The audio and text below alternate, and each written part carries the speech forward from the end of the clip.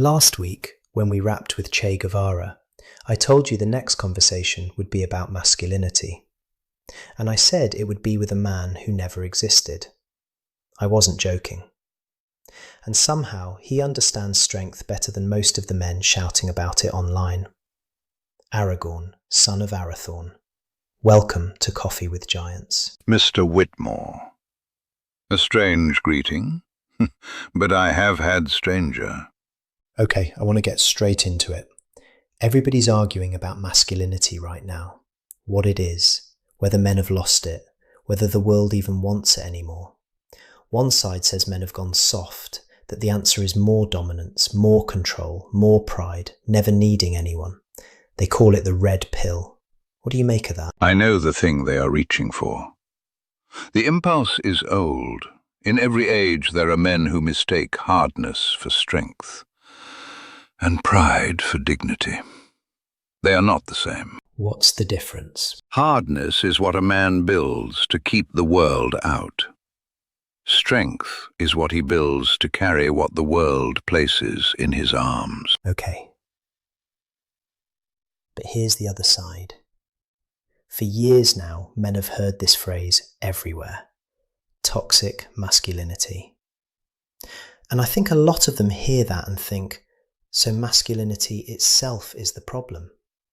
Like the word toxic quietly attached itself to the word man. Is that fair? No. Manhood is no virtue by itself, Mr. Whitmore. Nor is it a curse. A sword may defend a child or murder him. The blade is judged by the hand that bears it, and the hand by the heart that commands it. There are cruel men and there are good men, and both may be strong. The question is not whether strength exists.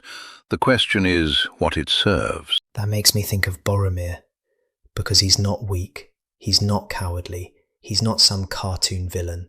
He's strong, he loves Gondor, he wants to save his people. And still he falls. Boromir was a great man. Do not forget that. He was proud, yes, and he desired the ring, but he did not desire it because he loved evil. He desired it because he loved his city, and because fear had entered that love. That is a dangerous thing. Love mixed with fear can become possessive. Love mixed with pride can become a fire. His failing was that he tried to take up a burden that had not been given to him. Some are called to bear the burden, some to guard the bearer, some to stand for 1 hour and fall there. Boromir forgot this, for a moment, but only for a moment. When he saw what the ring had made of him, he repented, and he died defending Merry and Pippin. His horn was broken, his body was pierced, but his heart had returned to its proper place. A man's strength, rightly used, is not something the world can afford to despise. Evil does not leave the innocent alone, and when evil comes, it is often a good man who must stand in its path. So do not teach boys to hate their strength. Teach them what their strength is for. That's an important difference. Because a lot of the modern argument gets stuck between two bad answers. Either men are dangerous, so make them harmless, or men are dangerous, so let them dominate. But you're saying the answer is neither. The answer is become strong enough to be dangerous and good enough to be trusted. Yes. A harmless man is not the same as a good man. If a man has never had power, he has not yet been tested in the use of it. Restraint is only restraint when there is something to restrain. There's a moment in your story that most people who only know the films don't really know. The palantír, the seeing stone. Explain that for people who don't know what it is. The palantír were seeing stones. 7 were brought from the west in the days of my fathers. Through them one might see across great distances, and sometimes speak mind to mind with another who held a stone. But one stone had fallen to the enemy, so any who looked into the others risked meeting the will of Sauron. Saruman looked. His pride was fed. Denethor looked. His hope was poisoned. The stones did not make them what they were. but they found the cracks already there. And then you picked one up, knowing that. I did. The stone of Orthanc was mine by right. I am the heir of Isildur. The stones answered to my line before any other, so I took it, and I wrestled with Sauron for mastery. I showed him the sword reforged. I showed him the heir he had not forgotten, and I let him draw his own fear from that sight. So the same object breaks Saruman, breaks Denethor, but in your hands it becomes a weapon against the enemy. Power does not make a small man great. It only gives his smallness a longer reach. A man must govern himself before he is fit to govern anything else. That may be the clearest difference between you and the Red Pill idea. The Red Pill says, get power so no one can touch you. You're saying, master yourself so power doesn't corrupt everything you touch. A man who cannot rule his own pride will become a servant of it, even if others call him king. Let's talk about Arwen, because this is where the Red Pill crowd would probably say, this is exactly the trap. She gives up immortality for you.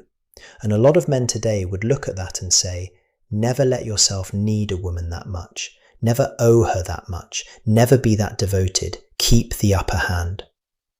What would you say to that? I would say they speak as men who are afraid. And I understand fear. I knew what Arwen's choice would cost. No man who loved her could pretend otherwise. Many times I thought it would be mercy to wish her free of me. But love is not made noble by pride, and it is not made safer by cowardice. So you didn't see her choice as something that weakened you? No. A man may keep every wall unbroken and still lose his soul inside them. Love asks that pride be dethroned, and there is strength in allowing that. Arwen chose freely. To diminish her choice in order to protect my pride would have been the smaller act, the cowardly one.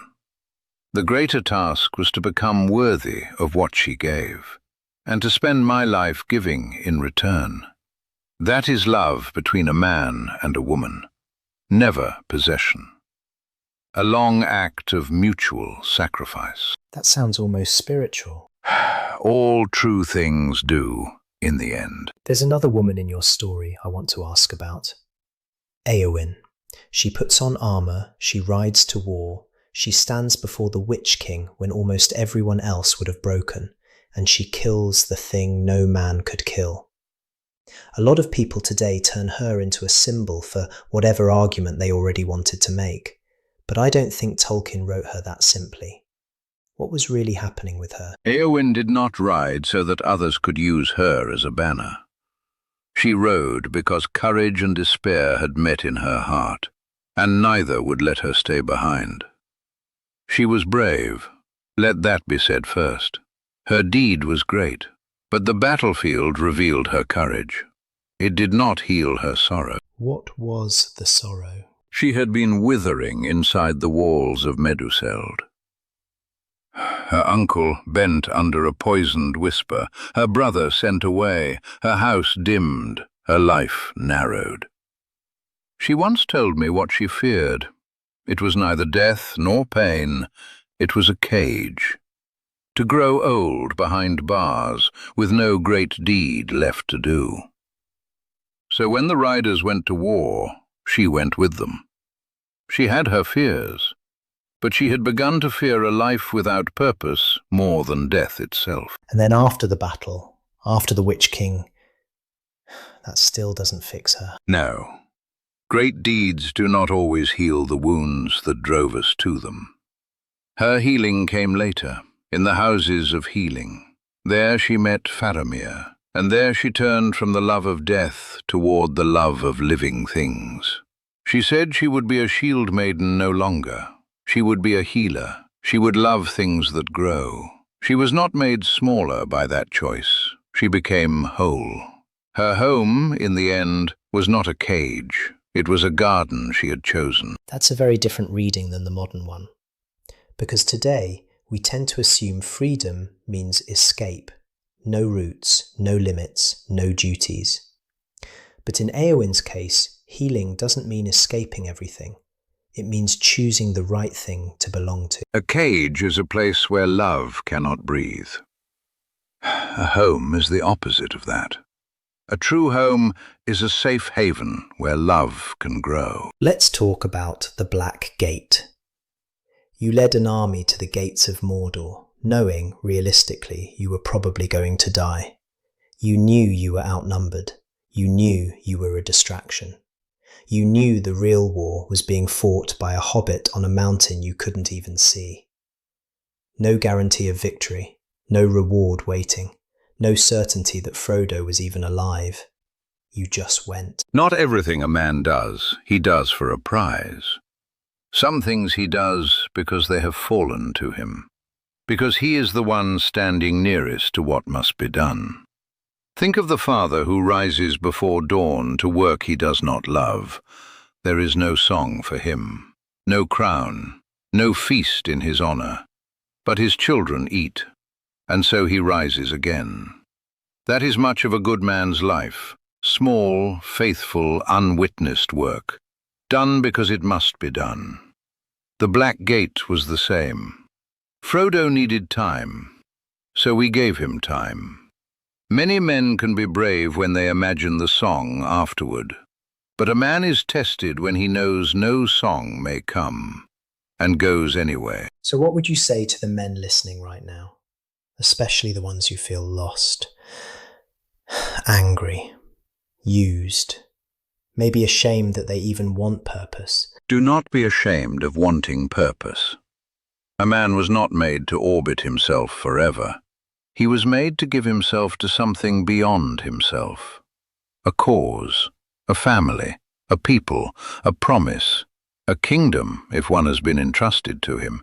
Find the thing you would die for, and then live for it instead. That is strength. Strength to remain, to guard, to build, to forgive, to rise again when no one thanks you, to keep faith when the road is dark. That is what separates a great man from a small one who merely has power. Aragorn, thank you. If this conversation meant something to you, subscribe. And if you want to go deeper into The Lord of the Rings, Tolkien himself walks through the book over on When Books Speak. He explains what he was actually writing about, what people miss, all of it. Links in the description. See you next time.